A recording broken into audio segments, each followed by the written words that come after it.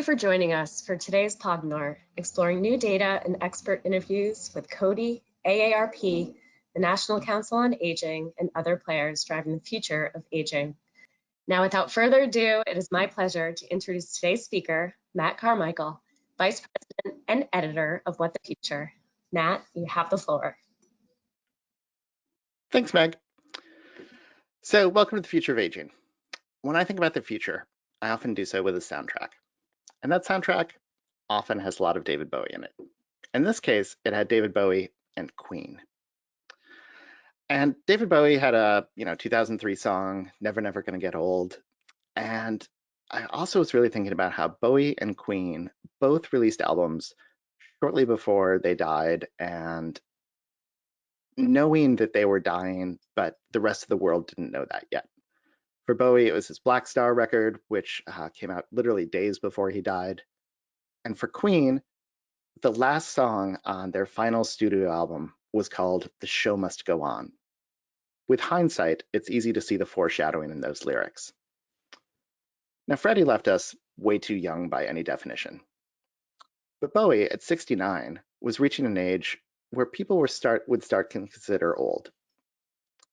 But will dying at 69 seem especially young in the future? Today, Americans peg old age as starting at 67, according to Ipsos data. But if it's more and more possible for us to live healthier, longer, and independently, will we choose that? Will we choose to age gracefully? And what does that even mean? Plausibly, we'll be able to manage more of the way we age with synthetic biology, AI-assisted companion devices and apps, and customized fitness and nutrition plans based on our own metabolism and vitals that we'll be able to measure in real time. Our understanding of the mechanics of aging down to the cellular level will increase. Will multi-generational housing become the norm? Will cosmetics help us look as young as we feel? How will we, or will we, be able to afford to keep living? These are some of the questions we're going to talk through today as we talk through the future of aging. I'm your host, Matt Carmichael, the head of the Ipsos Trend and Foresight Lab, and editor of What the Future, our monthly foresight magazine. Each month we tackle a different topic, such as wellness, commuting, food, and we dive into it with all of the experts and all of the data. So today, we're going to talk about the future of aging, coming to you live from my COVID bunker. This is What the Future. I'm going to go off screen for a little bit, but I'll be back.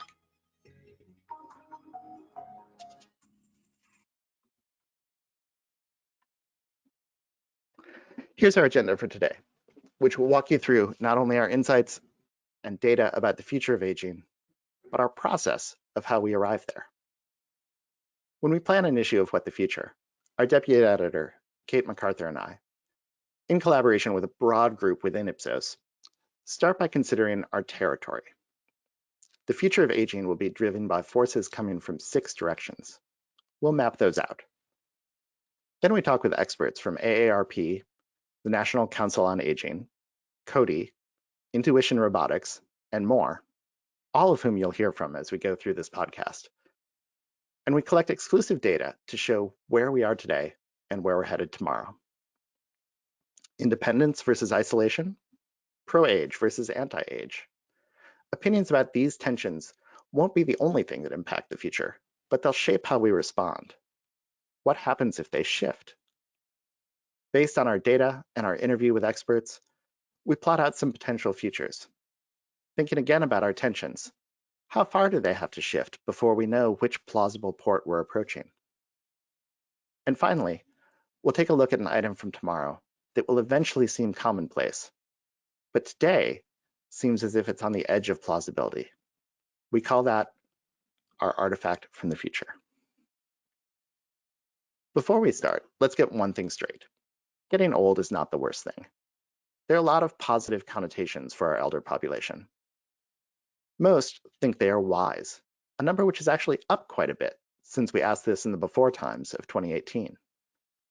Many also find elders ethical, hardworking, and respectful.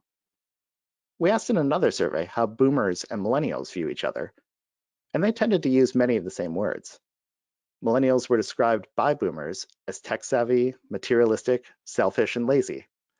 Granted, that's largely how millennials describe themselves, too. Boomers, on the other hand, were viewed by both generations as respectful, work-centric, and community-oriented.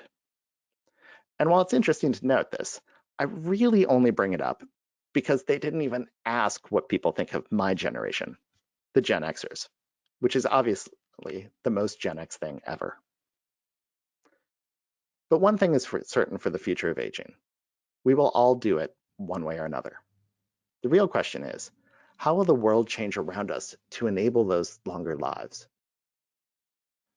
So we think about the territory around the future of aging. We think about the healthcare industry itself. We think about caregivers, both professional and family caregivers, which we'll talk a lot about today. We think about virtual care versus caring at home. And we think about synthetic biology and all of the advances there that will enable us to live longer and healthier lives. In terms of technology, we think about wearables and monitoring. We think about care robots, which we'll talk more about.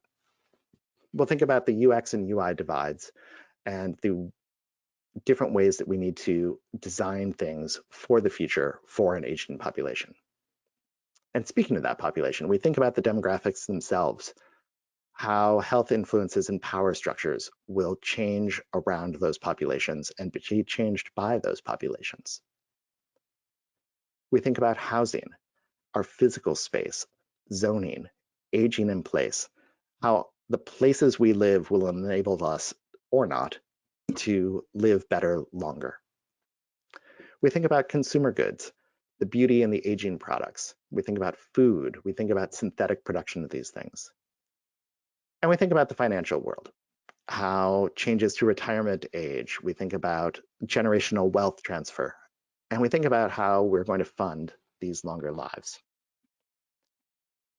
So the real question is, how will the world change around us to enable those longer lives? It will take changes to everything from personal finance to housing to zoning policy, as well as in these sectors more related. And picking up where we left off in last month's What the Future, wellness, we'll talk through the implications about how living well can lead to living longer.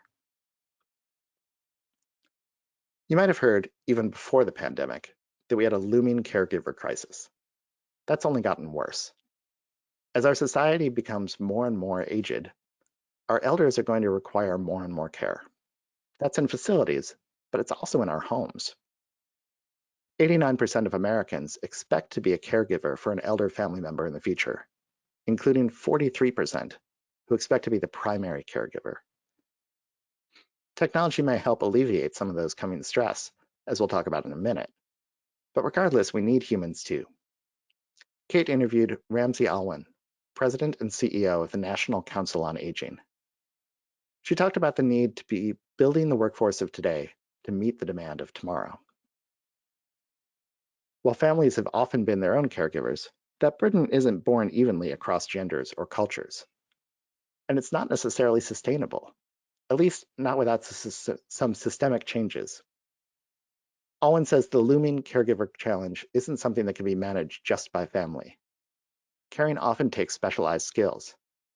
It can be a big lift in terms of time and money, and often literally physically as well when assisting people with movement.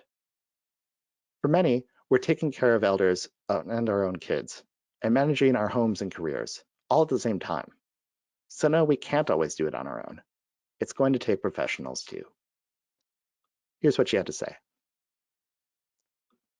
There's absolutely a crisis. Everyone, increasingly so in light of the pandemic, wants to age at home in the comfort of all that they have enjoyed their entire life and in their community and with their loved ones. The fact of the matter is, though, there is not enough labor force in order to support it, not enough public policy in place to truly support it at the rates in which older adults of today and older adults into the future will desire and demand ultimately. But how we provide that care requires trade-offs. In order to support this, that's something's got to give in the system overall. I think the pandemic in particular has demonstrated without care work, there is no other work. Because our loved ones, whether they be young children or older, frailer family and friends, need care in order to be able to have the dignity of living and aging. And for us as workers, if we don't have that care, if we don't have that additional help, if we don't have that bandwidth to provide them the assistance they need to age well, then it has an impact on us. As of today, not everyone has had to deal with these issues personally. While many aren't or haven't yet been elder caregivers, again, 89% of Americans expect to be. The question then will be, how will the Gen Xers and Millennials manage their lives while caring for elders, and often their own kids too? How will they afford that? How will their employers support that? The caregiver crisis isn't just about fewer professional caregivers, says Sophie Washington, a consultant in Ipsos's Strategy 3 consultancy. It's an issue for the entire workforce, she says, as our coworkers need the flexibility and financial stability to balance competing demands on their times and finances. She continues, we also have to consider future aging populations' needs in relation to planetary health, such as a changing climate adaptability. Ultimately, that will impact a recurring What the Future theme, equity. Even with caregivers, many elders wind up alone much of their days. It's easy to forget that aspect of caring, just addressing the simple need for human contact. But what if that contact didn't always have to be human? The LEQ robot, and others like Amazon's Astro, provide monitoring and can help remote family, caregivers, and doctors stay connected. But it also aims to answer some of those social questions. Using artificial intelligence, it can check in and prompt elders throughout the day. I spoke with Doris Schooler, who is CEO, co-founder of Intuition Robotics, an Israeli startup that makes LEQ. He said you're going to see a lot of people relying on their AI to help them in day-to-day tasks, but also for their social needs. Hopefully that will allow them more human interaction. And for the caregivers, you won't have to waste your 15-minute phone call with mom asking basic questions like, did you get your groceries? These products are just coming on the market, so awareness is low. But just as voice assistants became prevalent quickly, it's fair to expect interactive robots and devices like this will also catch on. For one thing, as Americans age and human caregivers get more expensive, in demand, and in short supply, this technology is addressing a pressing need. Beyond that, as Schooler says, these products and services are being designed for this audience from the user experience up. Even less digitally inclined elders can set them up on their own, he says, and their testing has found high sustained engagement. He says, we're doing that through building a relationship, through projecting empathy, and through keeping context of previous discussions and personalization experiences. Here's what he had to say. This combination of character-based AIs that are proactive, that are cognitive, that are built to project empathy and to deepen our relationship over time is new to the world. And the first place we're actually going to see it deployed is in the aging population. Why? Because older adults have unique needs. First of all, most of the technology surrounding us, if not all the technology surrounding us, is not built for this demographic. It's built for people in their 30s, and all the rest of us are playing catch up and trying to be relevant. But also, when you're older and you're living alone, about 50% of our elders are really alone. They self-profess to be lonely and isolated. They spend the vast majority of their day by themselves. The loneliness is an unfortunate side effect of demographics and also public policy. The geography of aging is such that many of our elders are living in sprawling suburbs and exurbs with less access to our neighbors. That's an example of yesterday's policies impacting today. Another recurring theme of WTF is that today's policies will impact tomorrow. And part of crafting good policy is understanding the facts of the present and how those will shift tomorrow. The fact is, we have an aging population as the boomers get on in age. And we have a smaller and smaller share of the population that is kids, children, as people have fewer kids and have them later in life. This has been shifting for decades now. It means that we're actually likely in many parts of the world to have a decreasing population. And that runs contrary to a long-standing idea that the Earth's population is booming. Daryl Bricker, the global CEO of Ipsos Public Affairs and co-author of the book Empty Planet, worries that not enough policymakers understand that and are taking steps to address it. One clear sign, he says, is that political and ad campaigns aren't embracing this demographic as a voting bloc. He says, elder women will have resources to have a significant impact on the commercial and political landscape, but they're invisible in most ad campaigns. When was the last time you saw a political campaign focus its strategy on what women want? Humans or robots as caregivers are only part of the challenge of helping our population age. The house they function in must support aging as well. Enter an unexpected and frankly, seemingly uninterested. Let me try that again. Enter an unexpected and frankly, seemingly uninteresting player in the future of aging, your local zoning board. Zoning and related building codes have a big say on whether Americans can age in their own homes. New construction is part of it. But even more important is retrofitting 100 million existing homes to allow for change like wider doorways and hallways to accommodate mobility devices. It's also about allowing something called accessory dwelling units, or ADUs, like coach houses or tiny homes, which have all sorts of benefits. Rodney Harrell lobbies for these changes and more as part of his role as AARP's housing lead and vice president of the AARP Public Policy Institute. ADUs achieve several goals. They can allow aging elders to be closer to their family without being too close. They enable elders to stay independent in their communities, and they can allow for added density in existing communities. As more people find themselves providing care or being cared for, these are all boons. In recent years, more states have allowed these homes to be built, which Harrell sees as a positive. The other challenge is retrofitting our existing spaces. AARP is working with retailer Lowe's to educate homeowners about what to consider changing to enable them to live comfortably and independently longer, which many will find easier than relocating altogether.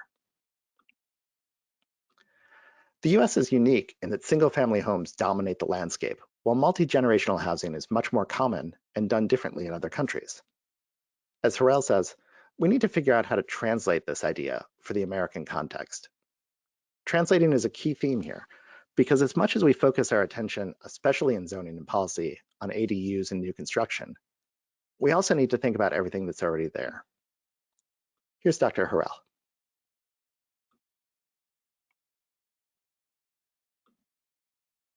I'm excited by things like the interest in accessory dwelling units and expanding zoning in existing communities, because it's starting to crack that nut of how we make change in those existing communities and with those existing 100+ million homes that are in the country, because that's the way to make the real dents. We can talk about legislation for the new homes that we're building or new communities that we're creating, and that's great. I mean, they should be designed in ways that take into account those wide range of needs we've been talking about. We also have to roll up our sleeves and think creatively about the ways that we can also make changes in existing homes and existing communities. And there's some low-hanging fruit out there, but I think we also need to take on the higher fruit as well, I guess. So we've talked about our aging population and the challenges that presents in terms of caregiving, whether human or robotic or both, and in terms of the housing where we live. In last month's wellness issue, we covered many related topics about staying healthy as you age. But what about how we reflect our age in our visage? For centuries, beauty was billed as something you lost with age. That's begun to change in recent years as new technologies have shifted the focus from masking the exterior to more holistic and technical skincare and self-care. Kate talked to Kevin Shapiro, Senior Vice President of US Marketing for Consumer Beauty at Coty. He manages a large stable of consumer brands, including CoverGirl, which recently repositioned its Simply Ageist line. He explains how the notion of aging gracefully is taking on a whole new meaning. Shapiro says that in the past, there was a private or a passive nature to the concept of aging gracefully, which suggested it was merely a mindset. Today, he sees that positive connotation being replaced by physical and mental well-being, which reflects making active and conscious choices. That applies to all genders. He says the language and values around beauty are shifting to recognize that beauty isn't only for the young, but is in fact ageless. Here's what he had to tell us. I think aging gracefully means bringing just an increased level of understanding of what are those biological changes going on in our body, being at peace with them, but also adapting our products and routines that we use as consumers to better meet the needs as our skin and hair are changing.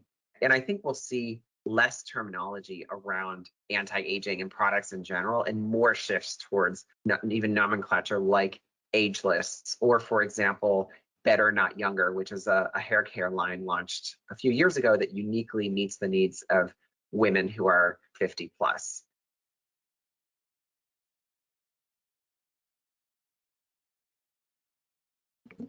Shapiro sees the notion of embracing aging in the future being about a better understanding of aging, which will lead to better self-acceptance, which will lead to more of a celebration of longevity, he says.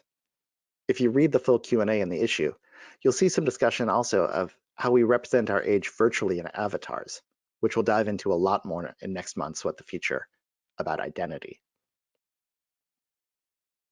As we age, our abilities change.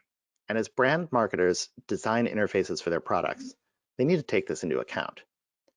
It's not that elders are necessarily less savvy. Users will have arthritic hands or diminishing eyesight, or they won't hear the voice assistants as well as they used to.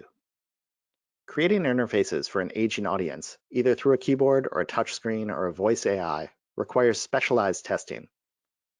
Jana Baranek, a senior vice president at Ipsos's user experience practice, says, in the future, we could see interfaces seamlessly tailored to your age and ability, just as we see them adjust today, depending on what kind of device you're using. She says the testing can include devices for testers that simulate aging motor skills or vision problems. And it's easy to imagine more people getting to experience what it's like to age, as VR and especially as haptic suits that let you touch and feel become more common. All right, the final piece of the puzzle is kind of a depressing one. As we live longer, how will we afford to do so and to keep up our lifestyles? As we take better care of ourselves physically and invest in ourselves physically, will we have capital to pay for that investment? A 2016 report from the US Government Accountability Office found that nearly half of households headed by older Americans had no retirement savings at all. This isn't a great starting point. As care expenses balloon, the government remains divided on how or if to fund Social Security, Medicare, and state and local governments reel under the weight of underfunded pension liabilities. Somewhere, something is going to have to give. Say elders want to make changes to their homes or add ADUs that we talked about earlier. Will they have to drain equity from their current homes to finance that? What do we have to do what does that do to generational wealth transfer? Say more elders are living longer, healthier lives, and staying in the workforce longer. What does that look like for younger workers who might not have the room to advance their careers and their salaries? How do financial services institutions need to structure loans, mortgages, and insurance to account for these demographic shifts? Kevin Hung, an Ipsos client partner, suggests that banks and regulators will need flexibility built into some of the standard offerings and products.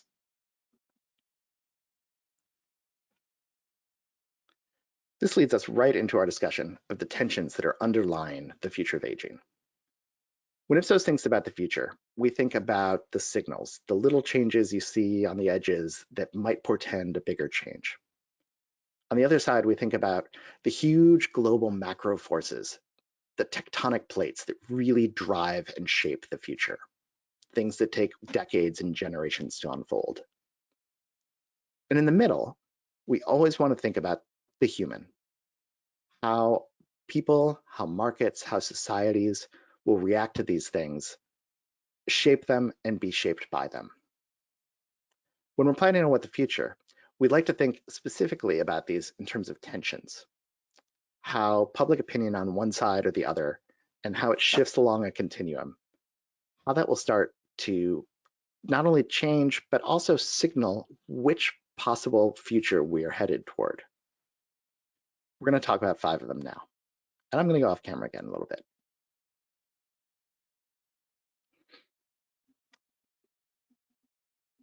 The first tension, those who feel comfortable about retirement and those who don't. This is the first generation to rely mostly on investment income rather than a defined pension, and they're retiring. The younger generations don't number enough to cover current Social Security payments, and only about 37% of younger Americans think there will be money left in the system when they retire. They feel this tension between the fear of running out of money and the fear of losing independence. Today, 42% of whom don't have any money left after paying the bills. Americans are uncertain about their financial tomorrow. Or worse yet, they are certain, but about a hopeless outcome. Now, what if more people think the safety net will be pulled out from under them? Or what happens if confidence grows? Tension 2, aging naturally versus keeping others guessing. Cosmetics has been used by humans for millennia for a wide variety of reasons, including to disguise aging or smooth wrinkles. More recently, surgery and injectables have taken the degree to which we can control our appearance even further. So what's on the horizon, and how does that change as life expectancy changes? Cody's Kevin Shapiro says, the positive sign we see overall is that the self-perception will be more positive and allow an openness for consumers to adapt and follow what's a very normal human biological process. Tension 3, living independently versus assisted living. One thing you hear a lot in discussion of aging is the idea of being a burden on younger generations. The way to avoid that, most feel, is to live independently, although that can present practical challenges as well. Part of the challenge is that aging in place often requires care, even if it's just help with chores and fixing the Wi-Fi. That care takes time and money for families too. Remember when Kate talked to Ramsey Alwyn from the National Council on Aging, she said that often means trade-offs for those individuals to give their loved ones the quality of support. She says they often are taking time off work and maybe leaving work earlier than expected in order to provide care. Tension 4, aging in place versus aging in an institution. Americans vastly prefer to stay in their own homes as they age. But it's not easy for older people who must maintain that home and drive for errands and appointments. Meanwhile, their home itself might be working against them, with too many stairs or narrow doors, as well as light switches and thermostats that might be hard to reach from a wheelchair. Changing those things takes money too, but so does caregiving. AARP's Rodney Harrell thinks that new tools can help us achieve our goal. He says, technology is one of those areas in which we have potential to do more and more things that are helpful for us, but we've just got to get it right. And part of right means making sure that that technology is working and affordable for everyone. What happens if it's not?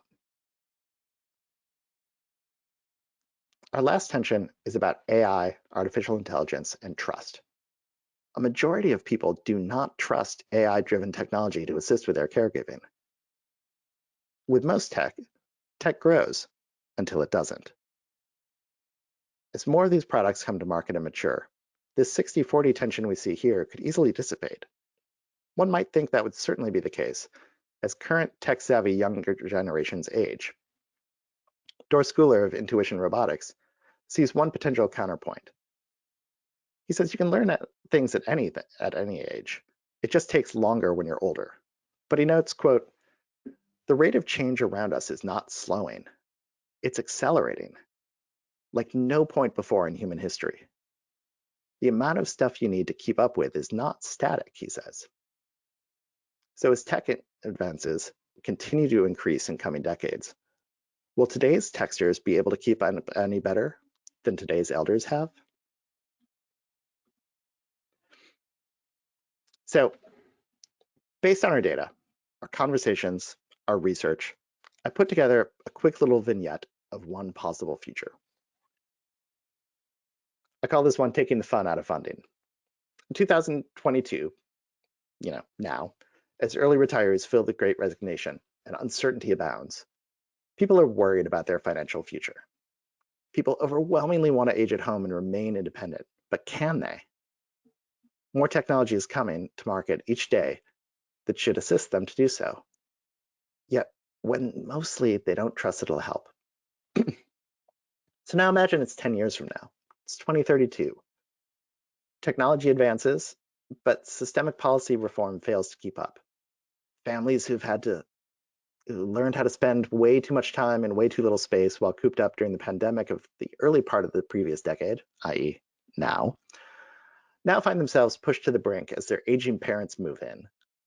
With parents unable to afford to continue to live independently, multi-generational living is the only way to balance all the multi-generational caregiving needs. Newly flexible housing formats help those with the means to take advantage of flexible, relaxed zoning. But those needs are balanced by an increasingly hybrid workplace. Do we need the space above the garage for an office? Or for your mom to move in? Elders could easily live longer, healthier lives through advances in monitoring, synthetic biology, tailored health plans, and telehealth. But do they want to? Because they're faced with real tensions between wanting to be independent and facing dwindling 401k balances. While boomers hold the largest pile of money in any generation ever, it's unevenly distributed. As their wealth passes to the next generation, that uneven spread doesn't help the entire generation catch up. So what are elders to do? And how dark is a future where much of a generation outlives its cash?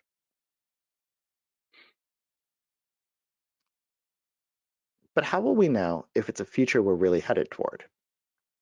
One way to think about it is to imagine how we might track some of these tensions we talked about and research them over time. What happens if they begin to shift? And what happens if, for instance, more people feel comfortable with their retirement and their retirement finances?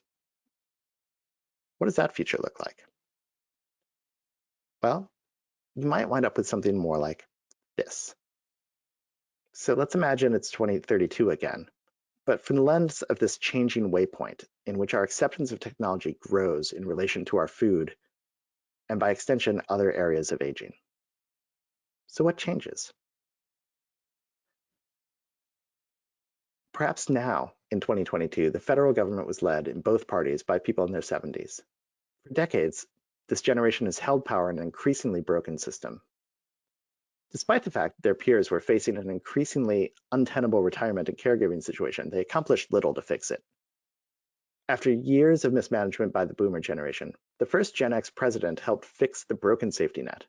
Gen X to the rescue. Building on the Affordable Care Act from that Gen X cusper, President Obama.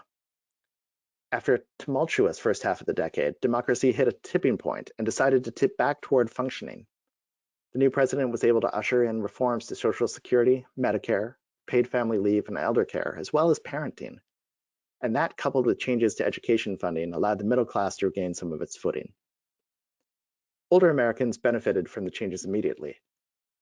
They were grandparented in and enjoyed firmer financial footing, zoning changes that meant that they could move into a new apartment above their kids' garage, while their LEQ kept them company and focused, and while the grandkids were at school. But they had to find new ways to entertain themselves, as fishing and golfing became increasingly difficult for vulnerable populations due to an increasingly prohibitive climate.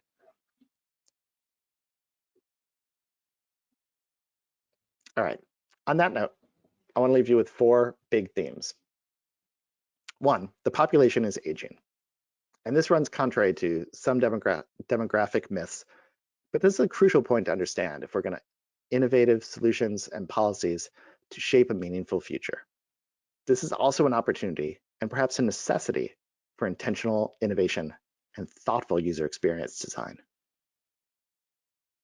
Tech can help, but it will not solve everything.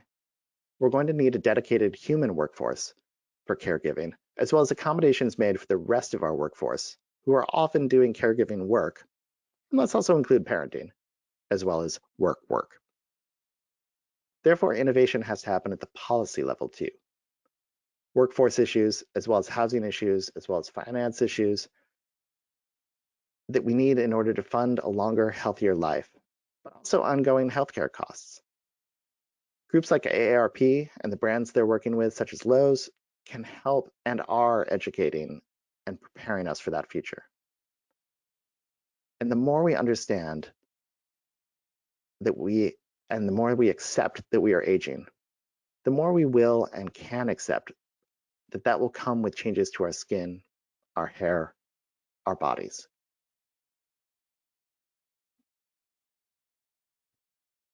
Now for the artifact from the future.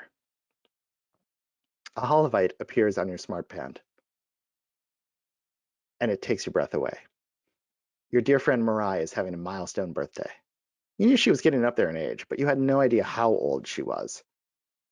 There are other people you know who've reached 165, even 170, but 150 is something, and Mirage never looked older than 100.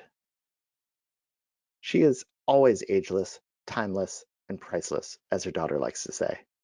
This is going to be one hell of a bash. So that's the future of aging. But let's end with something from the past of aging. At turning 50, Sergeant Murtaugh in Lethal Weapon was fond of shaking his head and saying, "I'm getting too old for this." It's a line that has stuck with me, even as that movie has aged. And while it's stuck with me as something I often feel physically and mentally, I doubt that will ever fully go away. But it's nice to think of a future where maybe we push that feeling out a few years or decades. So thanks very much for joining. I'd like to thank Kate on my team and Stephen and all of our collaborators and all of the experts who joined in the conversations for this issue. Check back next month for our next topic, the future of identity.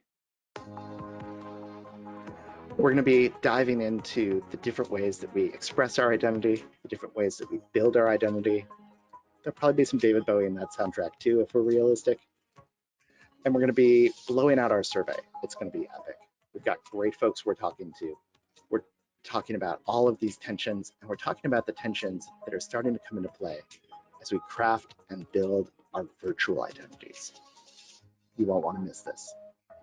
Until then, I'm Matt Carmichael for What the Future, saying, when you imagine possible tomorrows, you think better questions today. Thanks so much for joining us. That was great, Matt. Thank you so much for today's super interesting presentation. And thank you everyone for joining us today. And of course, we welcome the opportunity to speak with you. So please feel free to reach out to us. That now concludes today's webinar. Have a wonderful day.